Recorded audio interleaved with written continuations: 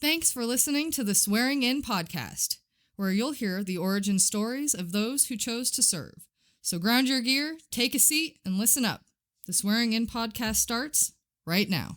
Rock me, rock me, rock, rock steady. Rock me, rock me, rock me, rock steady. Roll me, roll me, roll me ready. Roll me, roll me, roll me ready.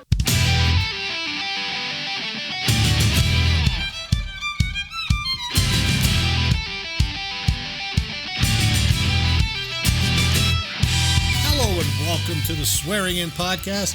I am your host, Marty Smith. Today, my guest is former Army Specialist and current firefighter, Captain Roy Gagne. Roy grew up in Southbury, Connecticut and graduated from Pomperaug High School in 1995.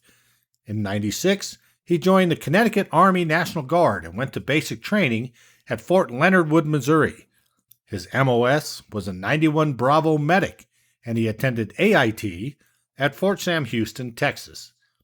His first assignment was Headquarters Company, 1st of the 102nd Infantry in New Haven, Connecticut.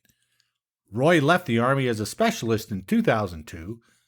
That same year, he was hired as a firefighter with the Norwalk, Connecticut Fire Department. Roy remained with the Norwalk Fire Department, where he currently works as a captain. Now, this concludes your pre-brief, so let's get on with the interview. Joining me today is former Army Specialist Roy, is it Gagne or Gagne? French pronunciation is Gagne. Gagne is how everybody pronounces it. Okay. Anyway, thanks, Roy. And we're gonna go dual hat today too, because what is your rank in the fire department right now? I'm a captain right now. Oh my God! Oh, yeah. You're not a little peon anymore. So, where'd you grow up then? I grew up in Norwalk until I was 11. So Norwalk, Connecticut.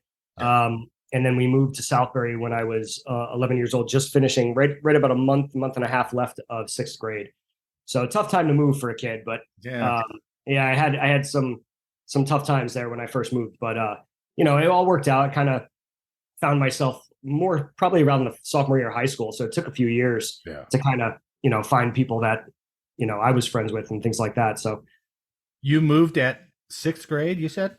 Yes. See, my parents did too. And it was, you establish friends over those next few years until you get through high school, but you still have sets of friends who've known each other since kindergarten. And it's like, I don't have any of them. Yeah. So. Well, it's pretty funny. I still talk to a couple people that I grew up with in Norwalk too. So, oh, you do? A friend of mine, one of my friends that lived down the street from me became a Marine. And we kind of kept in touch throughout, when I moved and after, more so after actually. Right. When he joined the Marines, we started kind of talking a lot more again. And, it's just been fun to keep in touch with him and get together with him every now and then and stuff. Yeah, so, sure. Yeah. That's pretty cool. So you get into high school. What were your plans for what you wanted to do after high school? Originally, I wanted to be a police officer. Like, that's what I really do. Yeah. And my father was a firefighter. So was my uncle. They were both on Norwalk Fire Department where I am now. Okay. And my father was forced to retire early. He got injured on the job. He was only on for a little under 10 years, right around 10 years. And got hurt. And I kind of said to myself, I want to go to college because I don't want that to happen to me. I want to have something to fall back on in case I get hurt. What did he say? Did he ever give you an opinion on it?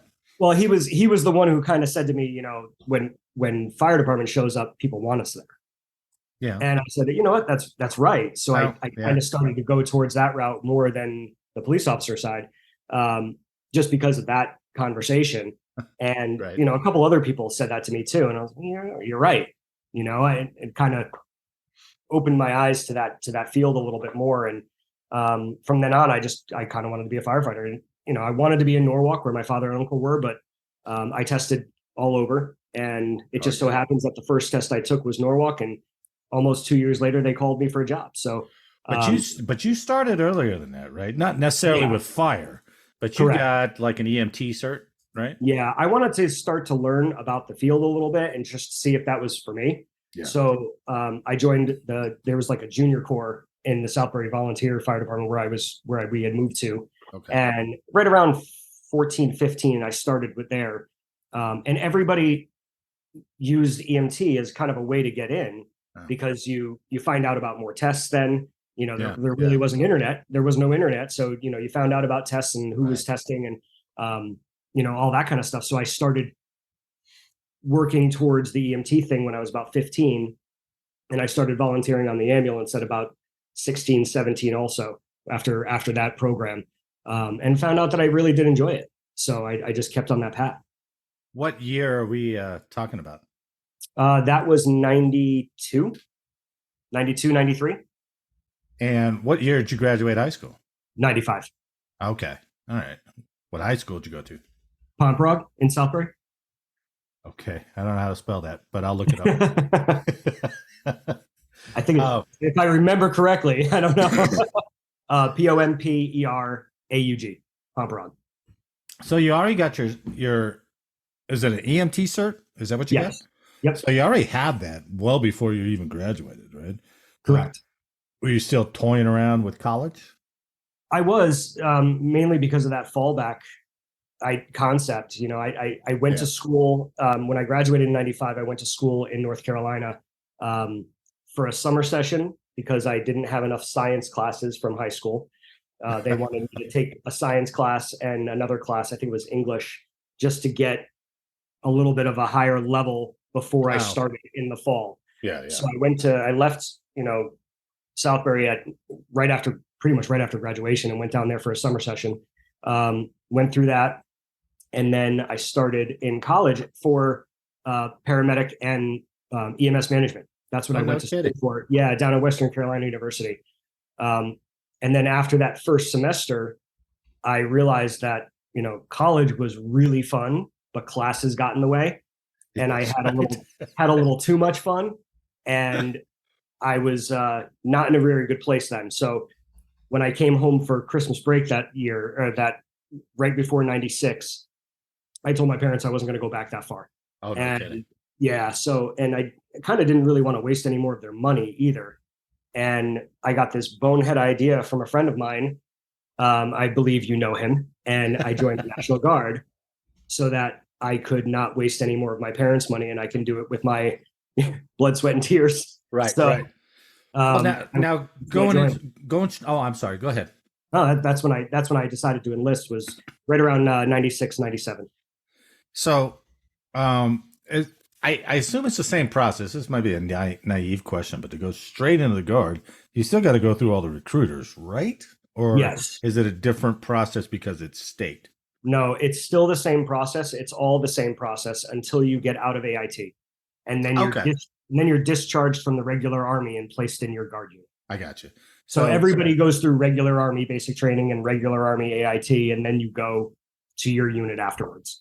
So had he already done it and then recommended to you, or did he say, let's go do it together? No, he had already done it. He had already done it, and he'd been in for a while, about a year or two.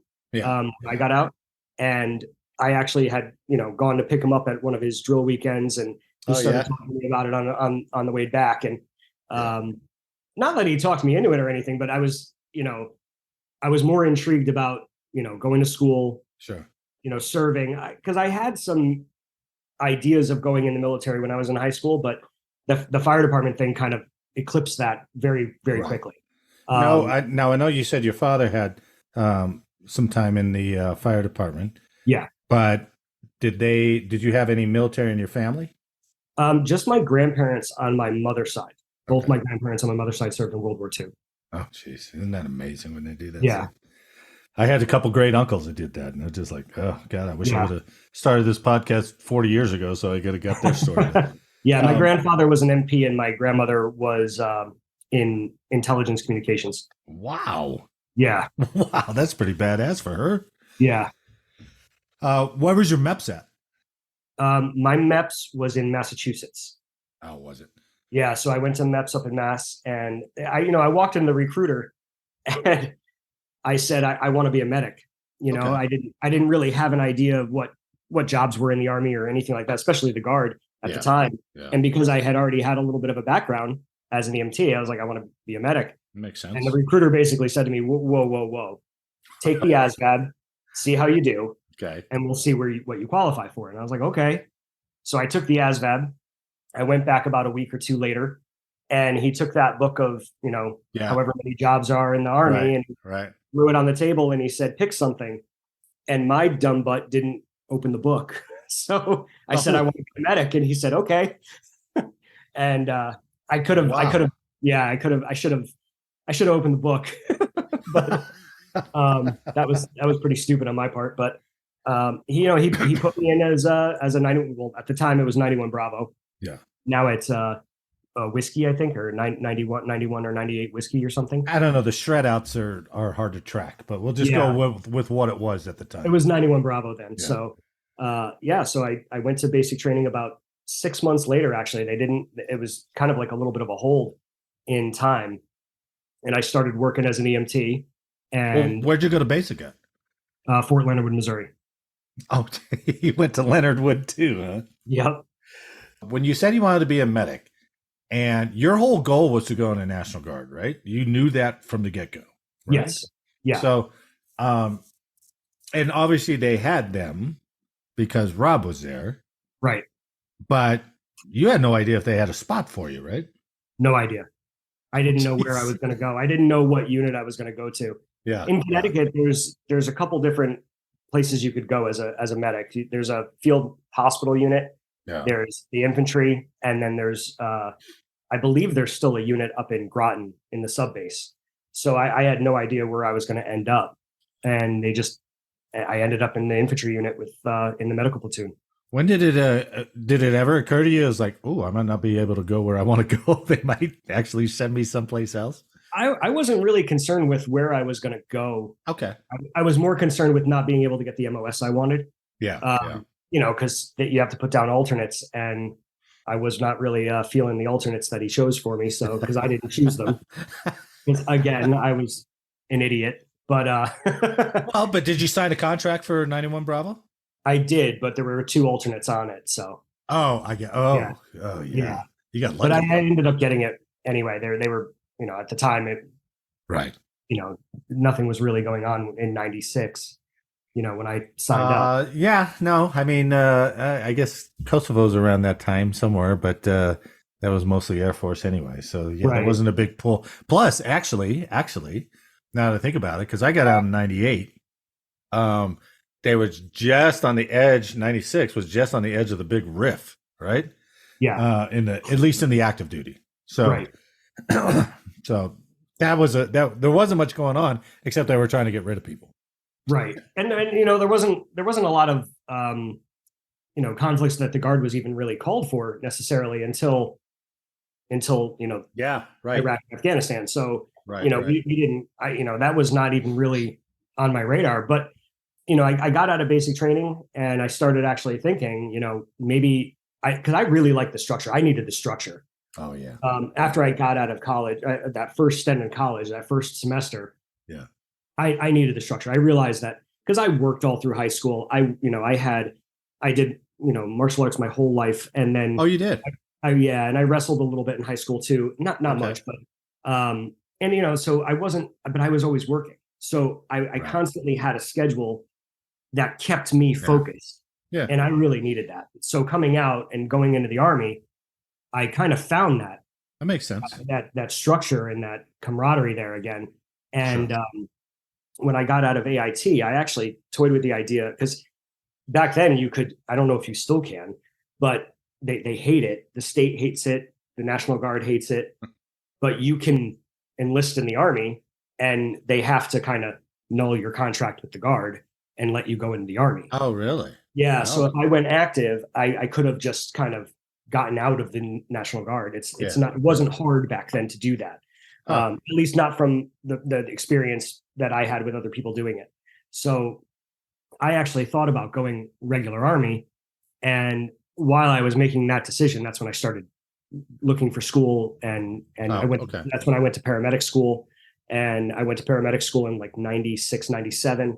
Yeah. And then started testing for fire departments. And it kind of, one of my kind of a little bit of a regret in my life. I wish I had done it when I was younger to go regular Army and kind of just do my 4 years there and maybe even more. Who knows? Well, it would have gave you all those benefits, I suppose, unless you got all those from the Guard. Like education and all that. Well, I mean, you get, or do you have to do so much time in the Guard before you? No, you get the GI Bill, and if you go to a state school, tuition's waived, so you don't pay. Oh wow, I had no idea.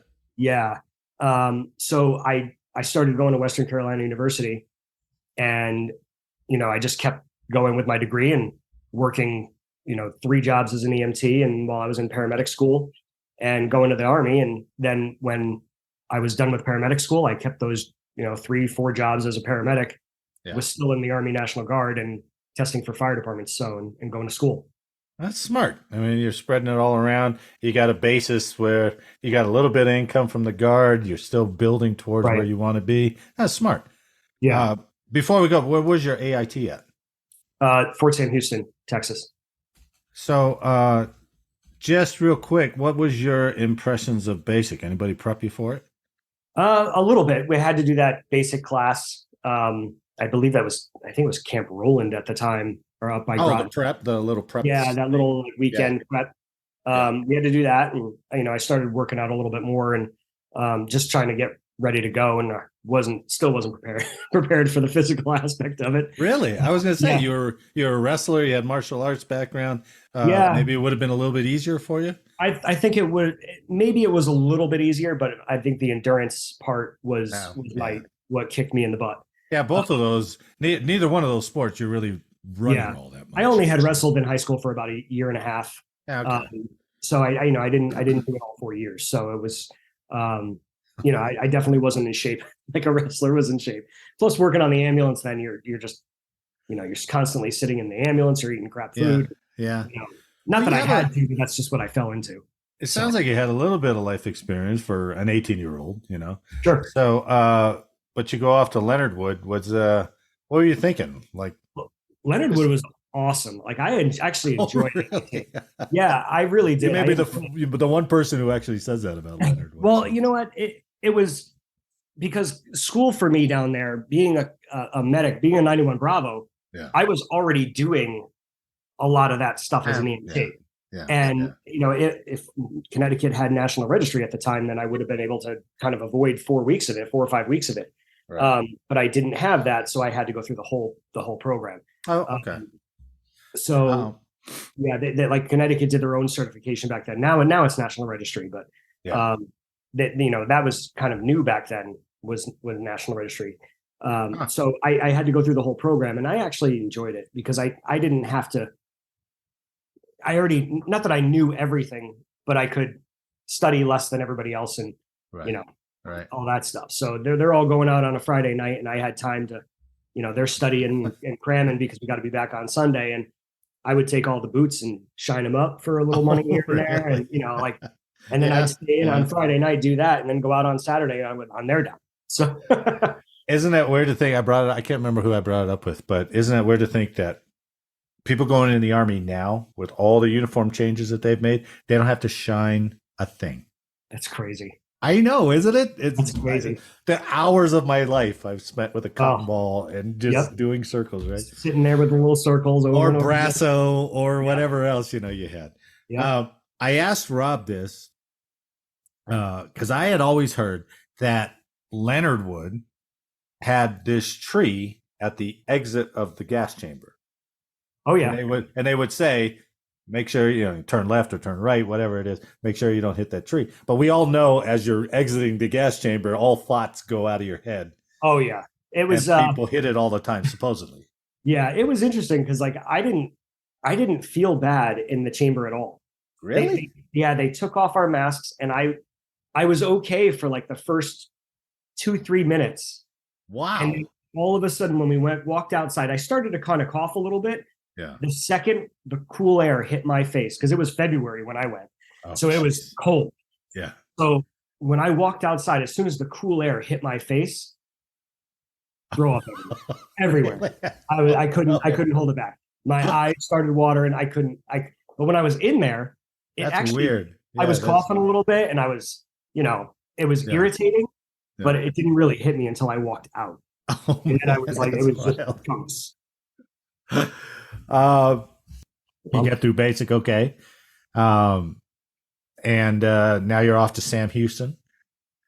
What'd you think? I mean, geez, that's got to be quite a change for you growing up. It was a big change. Yeah. It was a big change because I was in the dead of winter in February. We're all out standing outside in formation, and every single piece of clothing and coat and gloves and everything, hats that we could possibly fathom. Right. And, the drill instructors walk outside and said, take all of it off and put it in your ruck. And we were like standing out there chattering. Thank God they did it. It's 10 minutes into the road march, and I was sweating bullets. Right. So I was like, no one really had that thought process at the time, but now I understand why they did it now. Yeah.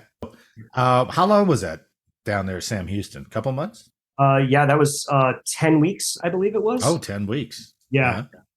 How did that compare to what you had already? I mean, obviously, it's going to enhance some of the things from your EMT. Right. So you had a familiarity with some of it, right? Yeah. You basically go through the EMT program down there while you're learning other things. So you're learning a little bit more advanced stuff too, like starting IVs and nice. All that stuff. So it's almost like an advanced EMT class. Yeah. You're not really, other than morphine and things like that, you're not really administering medications like a paramedic would, but you're still doing a lot of the things that EMTs can't do. So it was kind of a little bit of a balance of learning the more advanced stuff versus kind of just studying and remembering what I had already done. That makes sense. Yeah. I remember my wife, who's a home healthcare nurse, but when she was getting her IV certification, I was the practice dummy. Right? Is that how it was down there at Sam Houston? Did you just practice on each other? We did practice on each other. I only really remember one day of practicing on each other. Oh, okay. They had like mannequins and things like that, and you had to do it on other things also. So it was not all human sacrifice of practice. So I just imagine a whole platoon of you down there with just marks all over your arms and everything like that. So there wasn't a lot of exposure to it then. You learn how to do it, you learn the process, and you learn how to do it with in a sterile environment, really. And then you kind of go on your way and practice and do it in your unit. So I was always told that I'm a hard stick by some nurses, right? And then you get to some of the older nurses and they're like, you're not a hard stick. They just don't know what they're doing. So they didn't hold it right. They say my veins roll and all this other stuff. Yeah. And then they always call for the one lady who knows how to do it. Yep. And she's like, fine. And she comes in after several attempts. Right. She goes right away. So I don't know what that is. But I only say that because when you hear that, you're a hard stick, you're probably not doing it right. Right. Right. You're not experienced. Like you're not doing it correctly. It's just that I haven't done a lot of them or something like that. Because we learn how to do blood draws and how to do IVs and things like of that nature. But it wasn't. I didn't really learn it and do it well until I was doing it in the back of the ambulance as a paramedic.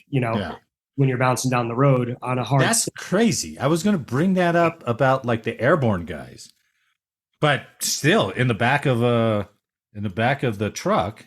You still, you're moving, trying to get that stick. Yeah, and you're bouncing a lot, so it's you're trying to do all that and get blood draws and everything while you're moving. I don't even think paramedics. I haven't worked as a paramedic and since 2011. Yeah. But even by then, we had stopped doing blood draws in the field. Really? We stopped it probably like 4 or 5 years before that. I worked as a medic for 14 years, and we did it in the beginning. And then afterwards, they were like, "We're going to draw more blood anyway at the hospital. Don't even worry about it." Oh, so I got you. We stopped doing blood draws in the field. I don't know if they still do it now or that somebody does it or not. I'm not sure. I've kind of been out of that for a while. Sure. So you get done with Sam Houston when? That was summer of 97, 98. No. Yeah, it had to be 97 because when I came home, I started my paramedic program right away. Oh, okay. So it had to be 90, right about the end of, no, it was 96. Excuse me. Oh, that 96. Was 96. Yeah. Jeez. That was 96. You swore in 96. Geez, that was a busy year, huh? Yeah. Yep. You swore in. You went to basic. You went to AIT. Yep. Got out of that. And then once you get out of that, what unit were you assigned to in your guard unit? HHC 1102nd out of New Haven. And then, so the infantry unit, the 1102nd in Connecticut, your headquarters was in New Haven. So that's where the medical platoon was. That's where supply was. That's where a lot of that, all the support units that for the infantry company, for the infantry battalion. Yeah. And then like Alpha Company and Charlie Company was out of New Britain. And Alpha Company was somewhere else, and Bravo Company. So we would usually show up to our unit in New Haven on like a Friday night, and they would tell us which company we were going with that weekend. So we would get they farmed you out. They farmed us out. So if that company was going to do training somewhere else, then we would go there. And sometimes we would stay together, and sometimes we wouldn't. Sometimes it was everybody. Sometimes it wasn't. So a lot of the times I ended up with Charlie Company, but which is funny because like a lot of the guys that I went to college with at Western Connecticut State University when I got back, were in Charlie Company. Oh, no kidding. A lot of the guys we would see each other all the time at school and hang out. Yeah. Ah, that's kind of cool. That's kind of nice. Yeah. So then once you get that, where did you live? Where did you end up living at? I lived all over the place. So I was still in Southbury. I moved to Woodbury in an apartment for a while. I moved to Danbury in an apartment for a few years. And so I was kind of all over the place. But you didn't live in New Haven. No. All right. So you get down there, you're doing your once a month thing. Did they pick you up for any deployments before you got out in 2002? No, the only thing we ever got deployed for really was to guard targets or potential targets in Connecticut after 9/11. 9/11 happened, and we ended up just getting deployed like a few days later to guard all of the armories, to guard communications areas and stuff like that. Yeah. Because there's still some pretty big satellite communications stuff in the area. Yeah. Right. So we got deployed to do stuff here, not necessarily overseas. They give you live ammo for that? Yep. Oh, nice. Yeah. It's real now, right? Yeah, exactly. Where were you when 9/11 went down? I was actually at work in Danbury, working on the ambulance that day. Oh, okay. And I just gotten back from a call. I came in, and a couple of the guys were watching TV and looked up. Yeah. And just as I looked up, the second plane hit, and it was pretty surreal. It was really surreal. Yeah. So we were all standing there just watching, and probably about a half an hour, not even a half an hour.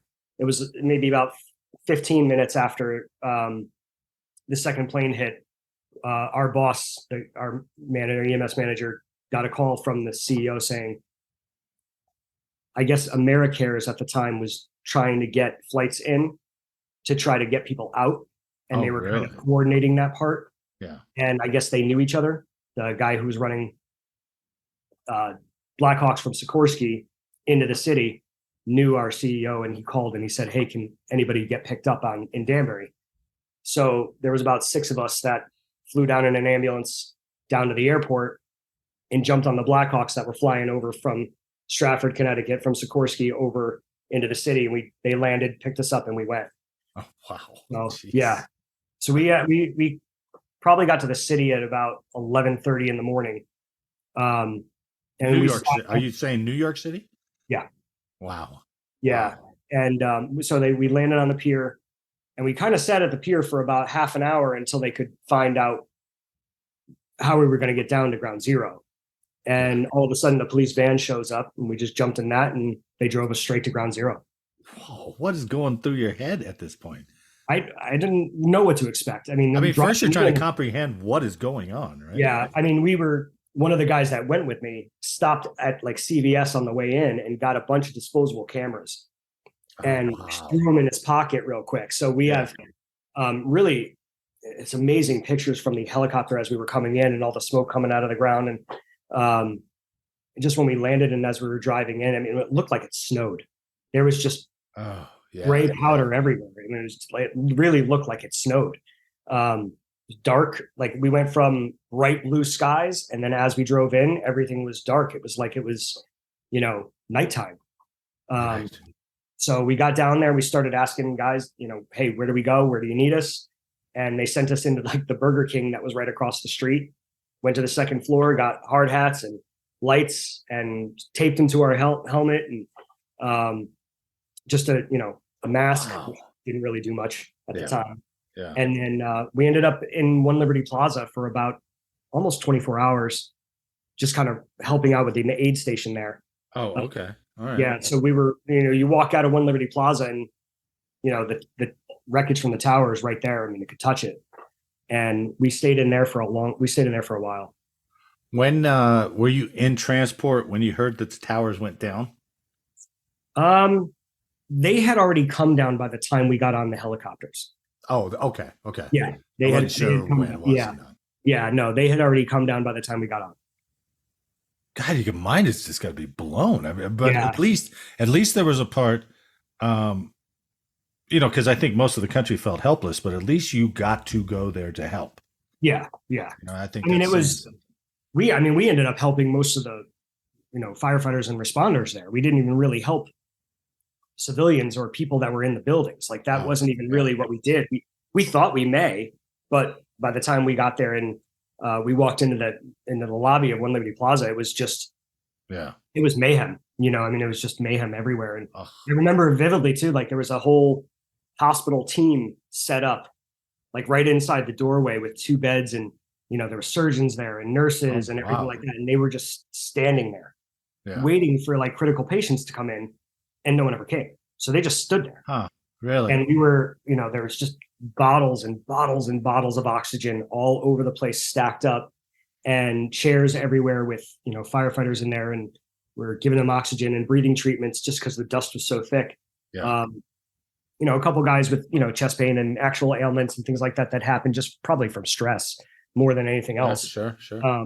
But we were there just kind of helping them out, and maybe a little bit of coordination on one of the guys that came with us part, grabbed a clipboard and started writing names down of people who came through, just so we could kind of not keep track of everyone, but at least have an idea of who was there and where they were and where they were, going back out to on the pile and stuff like that. So, and then like multiple times throughout the night, it was probably maybe even 2 or 3 times.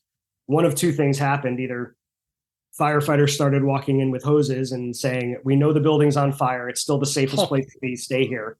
And they would run up the stairs and put out whatever was going on upstairs.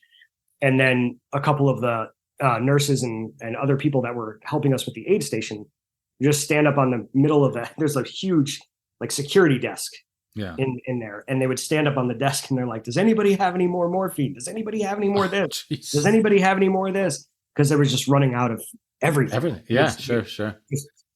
It was massive. It was chaos. Oh my God. How did you hold up to it? I mean, obviously you have the job to do, which helps. That's actively doing something. That's definitely probably what, not only from sleep, being sleep deprived and staying there for so long, but just having work to do and having people to help really helps you to kind of just not even really think about what else is going on outside. Yeah. So, you hear that tower came down with all those firefighters in it. Yeah. Well, and cops and everybody else, of course. Well, and then a good friend of mine, actually a great mentor, and my first ambulance job that I ever had, Chris Blackwell, he was a firefighter on Rescue 3. Yeah. And when I got there, we had been trying to reach out to people who may have heard from him or not. Yeah. And everybody's like, "We can't get a hold of him. And then when I was standing in there, we were probably there for about 4 hours or so. And another firefighter that I know from Bridgeport walks through the lobby, sees me, looks at me and says, "We can't find Blackwell." Ah, damn. And so it came out that he was lost in the towers. He was. So, oh my God. Yeah. So wow. That was tough. He was a really good mentor. One of the best medics, one of the best firefighters anybody's ever known. Like he developed a reputation of just being, he was always there, when you needed something. You needed help, you wanted help learning something, he'd be the one to call. Yeah, you're like 26, 25, somewhere around there. I when in 2001, or maybe not even that. Right? No, I was 22. God bless to see 22, that 23. firsthand. How long did they keep you there? We actually left One Liberty Plaza probably about like 3 or 4 in the morning, just because half of us couldn't even stand it. Like we were just exhausted. Yeah, sure. So we trekked, we jumped on the subway and trekked down to the first hotel we saw, and just everybody grabbed a room, and there was just bodies everywhere. Like all 6 of us were crashed out. Yeah, sure. We got up in the morning early and went back down there. And by the time we got back down there, they had everything cordoned off. They had there was just a big rope around everything. Yeah. And they weren't letting anybody else in unless they had like a search dog or whatever the case may be. Sure. So they had already kind of pushed all the responders back at that point. So we stayed for a little bit longer and tried to walk our way around and see if anybody needed anything, and no one did. So we ended up back down on the pier, and a helicopter came and picked us up and brought us back to Danbury Airport. Wow, God, that's amazing. That's an amazing story just for the one day. Jeez. Yeah, that's crazy. Yeah, it was crazy. It was just surreal. I would imagine.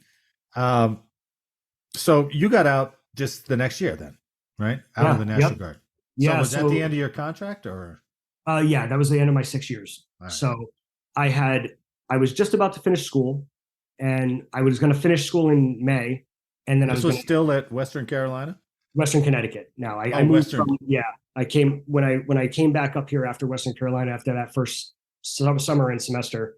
I went to Western Connecticut State University. Oh, okay.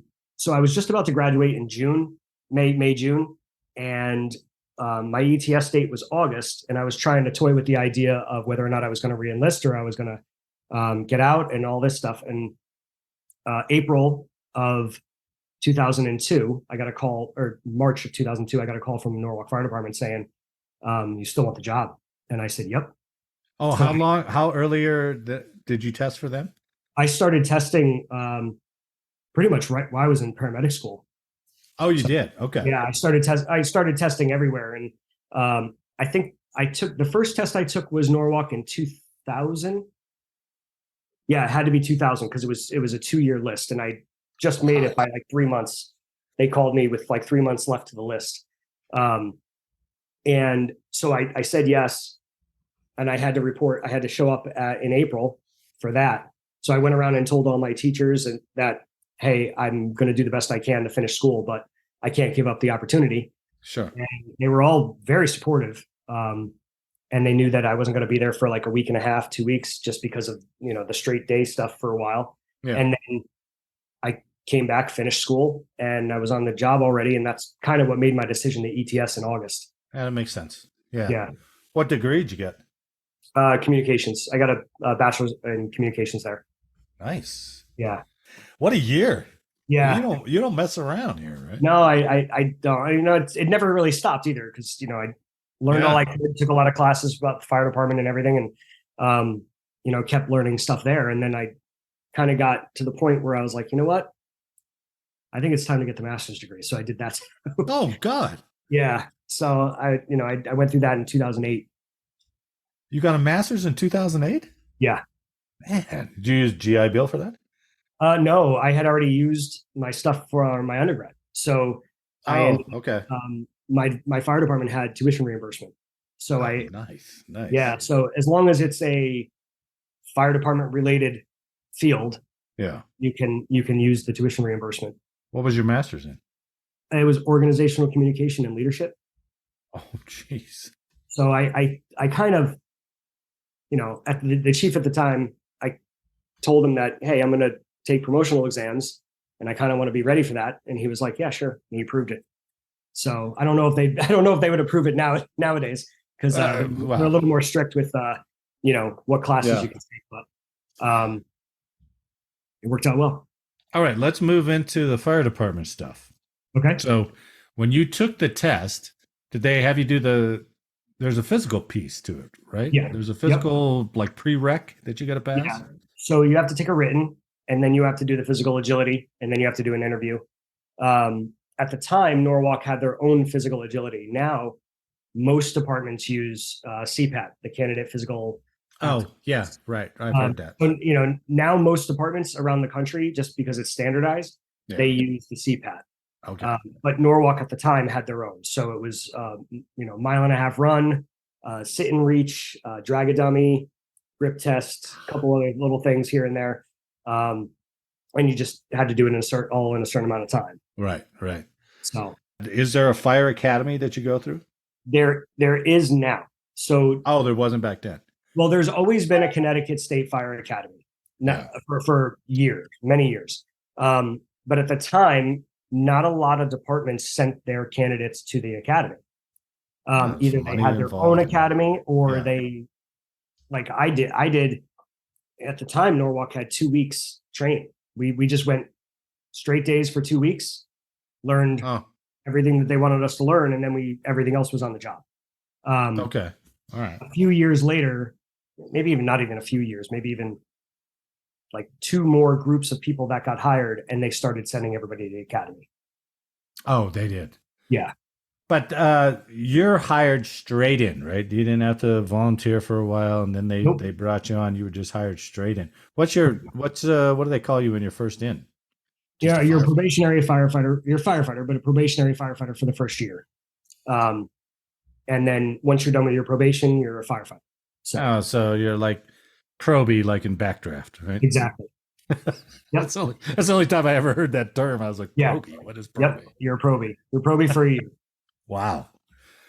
Well, how'd you adapt to it?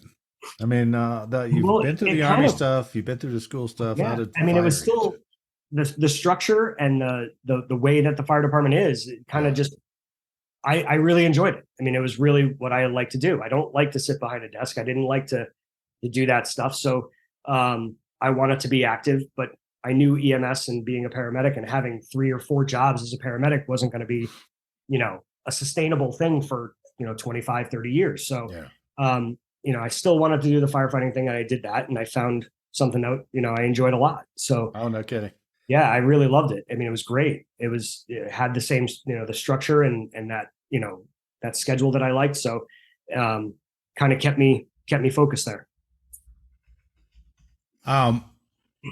So you're in the swing, right? You get out, you had 2 weeks, and now you're going to calls, and a lot of it's probably OJT as well, I imagine. For the calls? Well, I mean, even though you do your 2 weeks, or whatever you did for, the local kind of fire academy stuff, now you're just learning on the job after that, right? Yeah, absolutely. So it's really just like, following the officers there and talking to the senior firefighters and the other guys who have been there for a little while, and just learning how, learning the firehouse stuff is just as important as learning the stuff on the calls.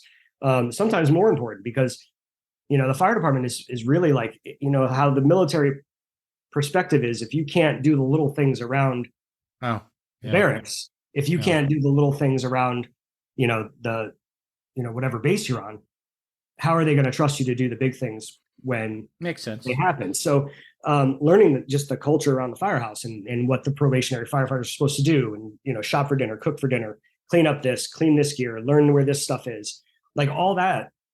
You really have to focus on that kind of stuff at the firehouse. It's not just going on calls and doing that stuff. It really is a test of is this person going to be able to do the little stuff around here to be able to do the big stuff when it counts. So you got to mesh with the rest of the team, right? You got to they got to be able to depend on you and all that. So you got to establish all that trust. Right. And you're the new guy in the family kind of thing, so they're feeling you out. They're trying to figure out what kind of person you are and how much razzing they can get away with, all that stuff. So, what's the worst thing you had to do as a probie?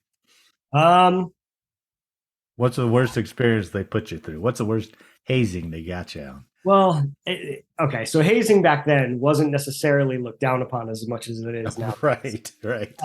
Let's just preface that right now so I don't get anybody in trouble. All right. It was probably my second or third night there. Yeah. And, we got a little, duct taped I got duct taped and thrown in the shower, and shower got turned on. Oh yeah. So, little things like that, just messing with you a little bit just to see how far they can take it and things. So, and you just roll with it. You just roll with it. Right. It's all in good fun. They're not doing it to hurt anybody. They're not doing it to, anything. They're just trying to see how you are and feel you out. Back then that's just how we did it. Nowadays, you can't get away with that stuff anymore. That would be right. I mean, really looked down upon. We used to always say the worst they can do is not screw with you, because then they really don't like you. And that's exactly it. It was really, it still is that way a little bit. It's just more, little jokes here and there and stuff like that.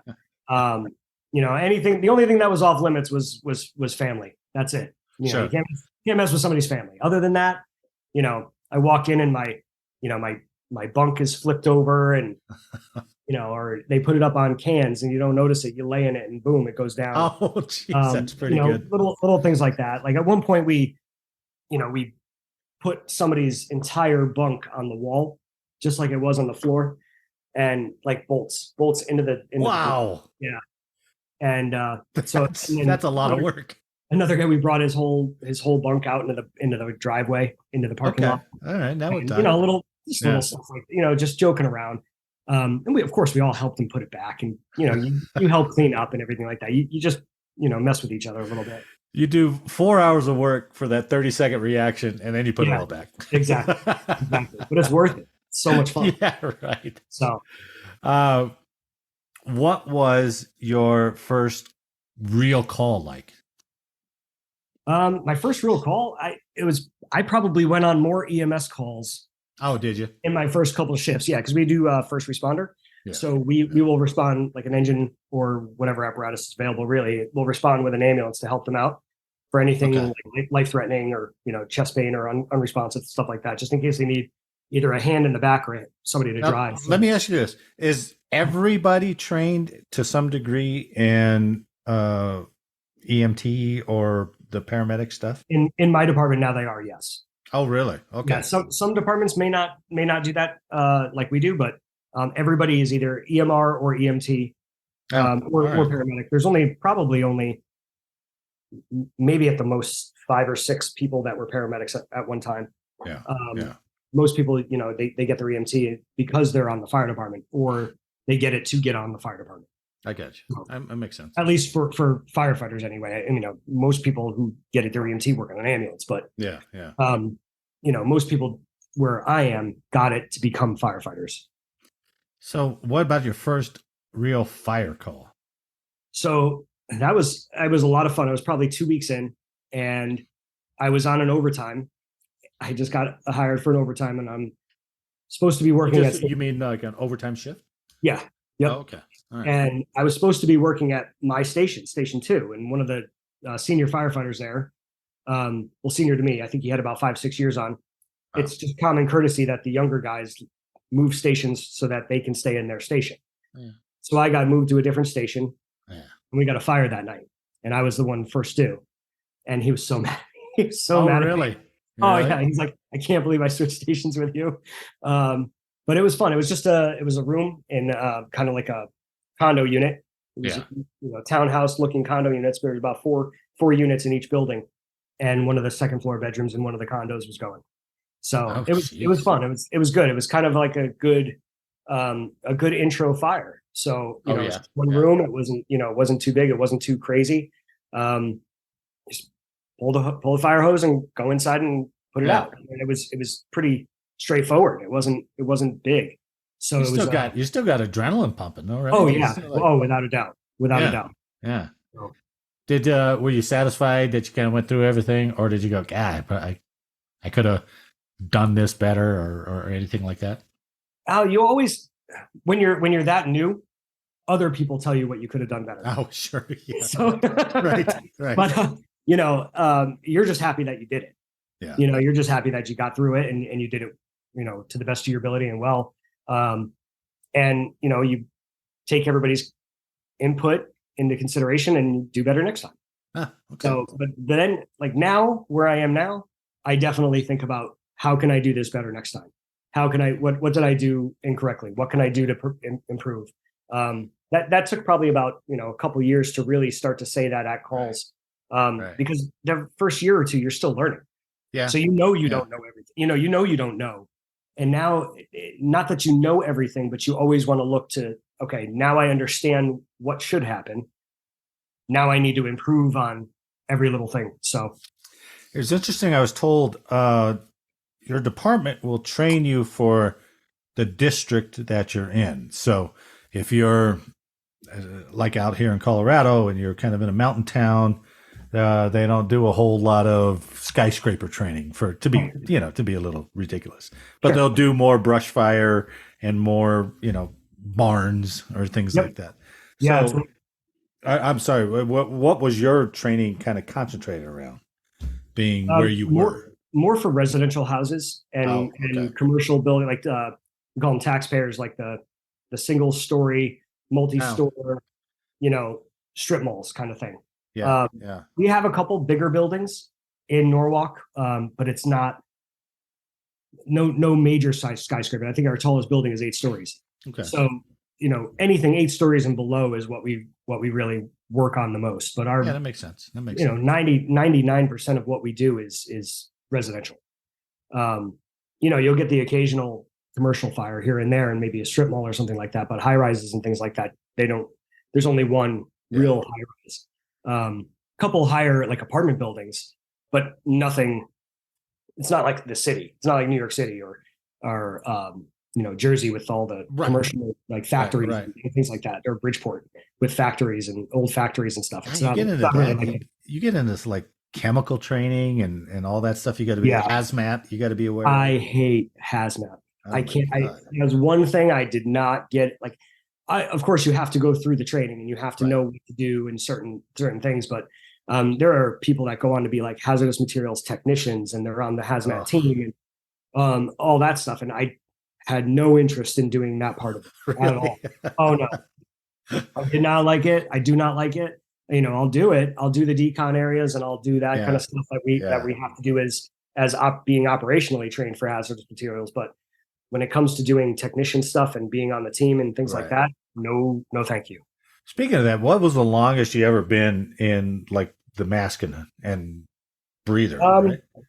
Probably we had one big fire. Actually, it was a pretty big fire. It was probably 4 stories, but it was apartments above commercial. So it was like, stores on the bottom floor and then apartments above. I think the most I ever went through was 4 bottles. It was big. How long does a bottle last? So they're 45-minute bottles that we have, but they really, if you're working, they're only going to last you about 15, 20 minutes at the most. Oh, really? Really? Yeah. Yeah. If you're working. So 45-minute bottles, if you're breathing like we are now. Correct. Not if you're I'm sitting in a chair, I can sit there for 45 minutes. Right. And not run my bottle out until like, probably 40, 45 minutes. Wow. But if you're working hard, it's 15, 20 minutes. Easy. Oh, man. That's a long time. So an hour and a half, something like that. Yeah. All masked up, I guess. Yeah. You got to come out. You got to change your bottle. You got to take everything off to change it. But as soon as you put it back on, just go back in.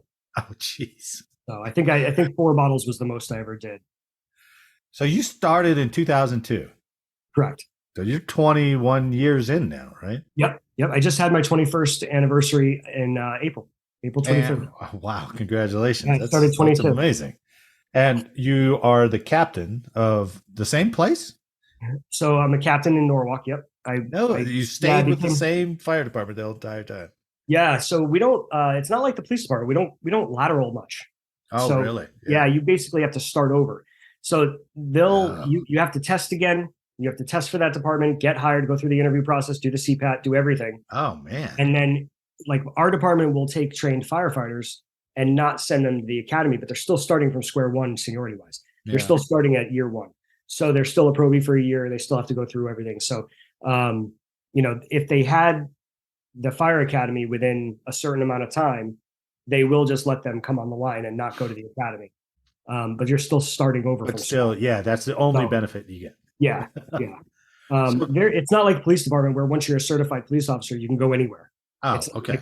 So why, I don't know. It doesn't really make any difference, but it's not the same. It's not the same as the police department with laterals. what are the ranks that you've gone through to get up to captain? Because I don't know the ranks. So I was a firefighter, and then I got promoted to lieutenant in 2011. Okay. And when I got promoted to lieutenant is when I stopped working as a paramedic. Really? Yeah. So I didn't need that part-time job anymore because I got a little bump in pay. So I stopped working as a paramedic in 2011. I kept my license. I'm still a licensed paramedic, but I just don't work with it.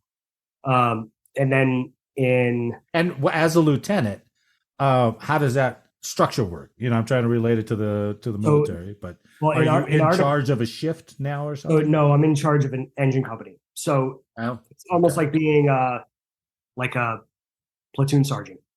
Okay. All so right. you're in charge of a very small group of people within the organization. All right. So in my department, our lieutenants ride the engines, our captains ride the 2 trucks and the rescue, and then we have a shift commander, a deputy chief who's on shift. Okay. And then we have a deputy chief of training. So there's 2 assistant chiefs and then the chief. Oh, geez. I thought captain was a little higher. No, I still have ways to go. So no, I'm not trying to be right in the middle. I'm right in the middle of all the ranks, really.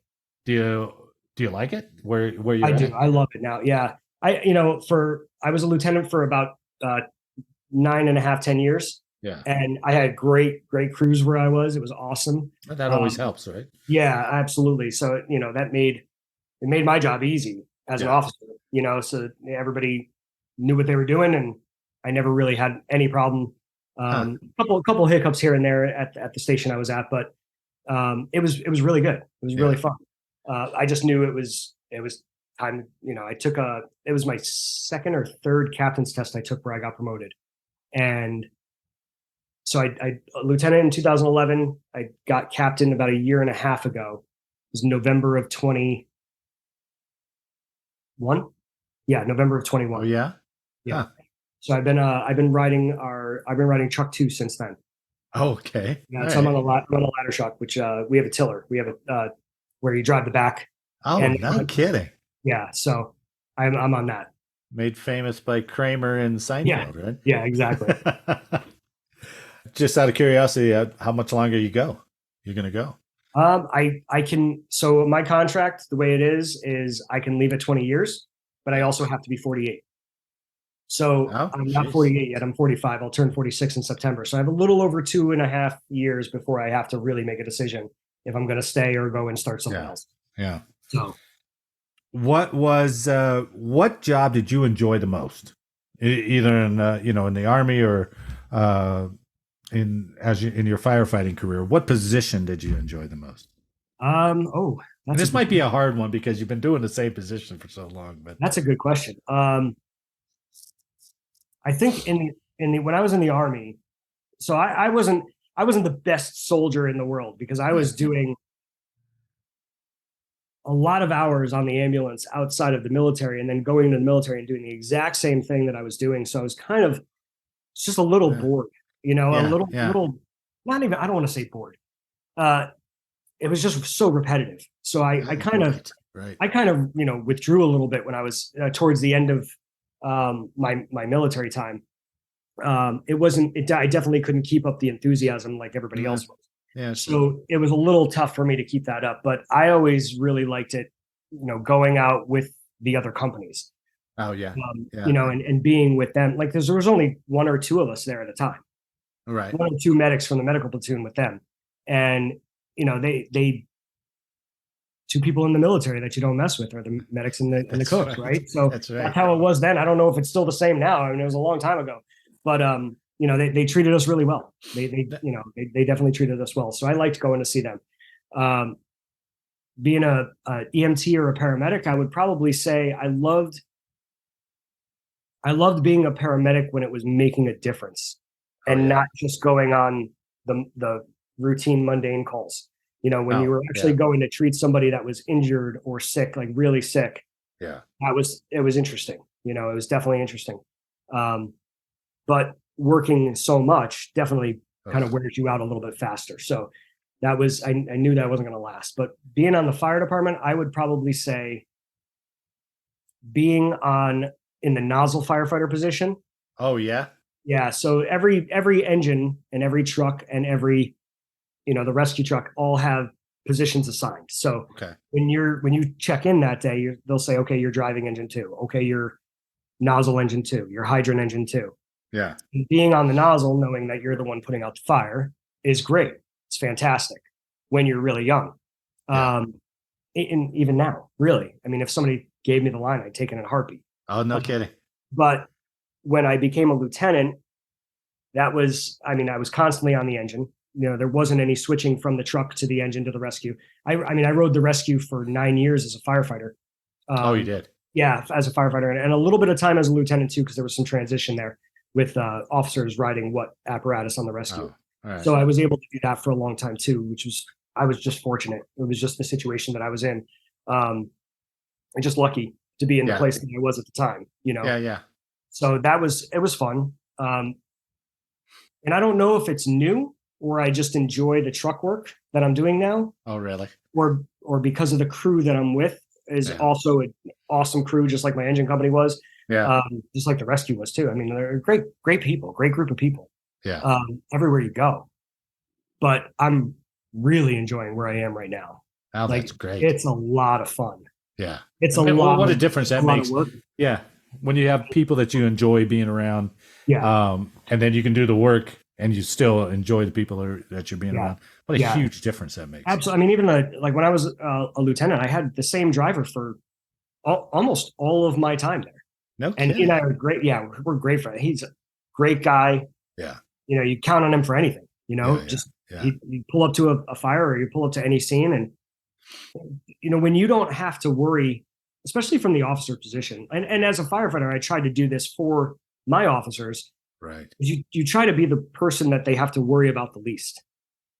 Yeah, that makes sense. Yeah, you want to make sure that they know that you know what you're supposed to do, so they don't have to worry about what you're doing or where you're going, or you don't have to ask a follow-up question. Exactly. You don't have to ask a check. Yeah. Right. And most of the time, we have such set positions that everybody has a job function when you first arrive, and the only thing you have to worry about is if those job functions can't be met.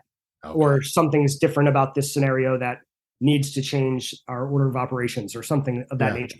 Yeah. So, when you get there, everybody has a job function. And if you don't have to worry about, the guys that you're there with knowing their job function, it's fantastic. And if they can tell you, hey, I'm going to do this, I know you're going to ask me, I'm just going to do it. And you're like, excellent. Exactly. So, and I've experienced that on a bunch of different apparatus that I was on. Yeah. And I definitely, right now, the guys that I'm with are great too. They're awesome also. Yeah. So, I don't have to say anything. They know where I'm going to go. I know where they're going to go. And if it doesn't work out, we just let everybody know, hey, this isn't going to happen this time. I can't do it because of this or whatever. And that's satisfying. Yeah, that's satisfying. Absolutely. Yeah, absolutely. All right. 2 more questions. When was your biggest ass chewing? Because of a call or because of something in the station? Just what was the one that stands out to you the most? Oh, let's see.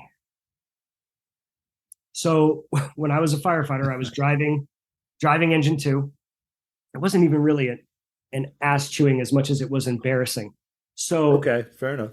Okay, so it was right at shift change in the morning. I'm coming in, and I'm driving engine 2, and we get a call. Call comes in for the engine. All right. So the driver and I run downstairs. The driver I'm relieving runs downstairs, and he's getting all of his stuff off the engine, and I'm grabbing my stuff to put it on to go. Okay. And our air pack, the driver's air pack, is in a compartment on the side of the engine. It's not in the cab.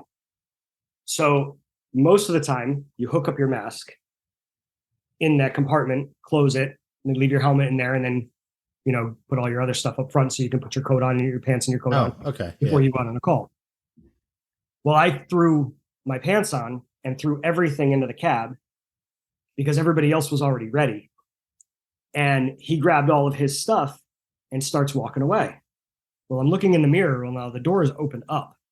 Uh-huh. So I look in the mirror and I look at everybody else. Everybody's buckled. I put it in drive and I start to go. And we were about halfway out of the bay, and boom, and that door just flies right off because he left it open. Oh, no. Thinking that I was going to put my mask on and everything. And it was my own fault for not looking. And then I look up, and of course that little red light that blinks when you have a door open or a seatbelt undone is blinking. And I'm like, I didn't even notice it. It was just, I was in a rush. I wasn't paying attention. Sure. So I got a little trouble for that one. That was interesting. You got all the way there, and then you got out and realized it was. Oh no, we realized it as soon as we were. Right away. Oh yeah, we heard it. It ripped right off the whole door. So you had to do the drive in that. No, we actually the truck company took the call for us because we had to do like a report and everything like that. Oh, that's even worse. We ended up going instead. Yeah. Oh no! Yeah, that's bad. Yeah, that was horrible. It was horrible. All right, the last one is, what is your proudest moment? Well, okay, we'll do two because one for the ambulance and one for the fire department. So on the ambulance one day, my proudest moment was when my partner and I delivered a baby. That was awesome. That was incredible.